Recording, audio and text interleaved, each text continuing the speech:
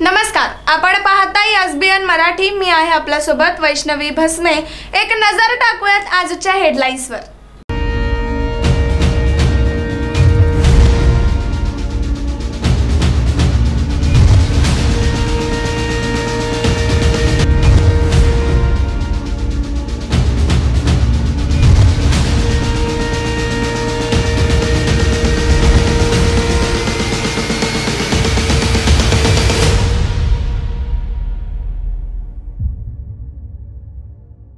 Headline प्रायोजक Lakshminarayan super speciality hospital. सर्व अत्याधुनिक सुविधा, 24 तास अत्यावश्यक सेवा।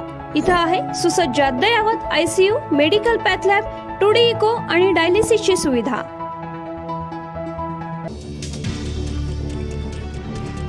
सांगलीत पोलीस यंत्रणा अलर्ट मोडवर असताना सुद्धा बेधडक गोळीबार, एक जण गंभीर जखमी। तब्बल 26 गुन्हे दाखल असलेला कुख्यात गुंड मोहम्मदिया नदाब टोळीचा प्रकार। पोलिसांच्या कार्यक्षमतेवर प्रश्नचिन्ह उपस्थित। बोलायला उभा राहिलो की अनेक वेळा पावसाला सुरुवात होते आणि निवडणुकीचा निकाल चांगला लागतो। शिट्ट्या आणि टाळ्यांच्या गजरात शरद पवारांची इचलकरंजीत सभा। सत्यजित देशमुख हे निवडून येणार आहेत हे पक्के आहे, कारण पावसात सभा घेतली की शीट निवडून येतात असे शुभ संकेत आहेत। देवेंद्र फडणवीस यांचा शरद पवारांना मिश्किल टोला। वाटेल ते होऊ दे, पण राज्याची सत्ता फडणवीसांच्या हाती जाऊ द्यायची नाही। आर आबांच्या लेकाच्या मतदारसंघातून शरद पवारांचा एल्गार। मनसे अध्यक्ष राज ठाकरे यांच्या हस्ते पक्षाचा जाहीरनामा प्रकाशित। महिला शिक्षण, आरोग्य, पर्यावरण सह कृषी धोरणाचा समावेश।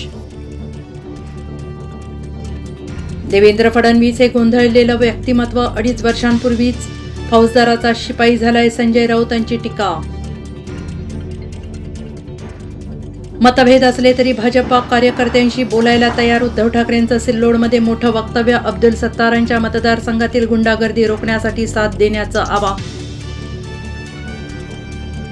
आता मुख्यमंत्री होणं माझ्यासाठी गौण बाब, मी मुख्यमंत्री पदाच्या शर्यतीत नाही, देवेंद्र फडणवीसांचं वक्तव्य। आदित्य ठाकरेंची अवकात काय, पुन्हा सत्ता आल्यावर दिशा सालियन प्रकरणाची चौकशी लावणार, रामदास कदम यांचा हल्लाबोल।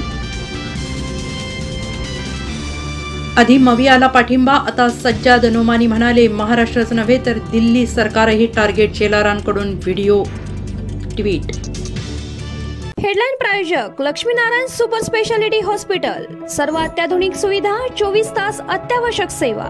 इथं आहे सुसज्ज अद्ययावत ICU, medical path lab, 2D echo आणि डायलिसिसची सुविधा।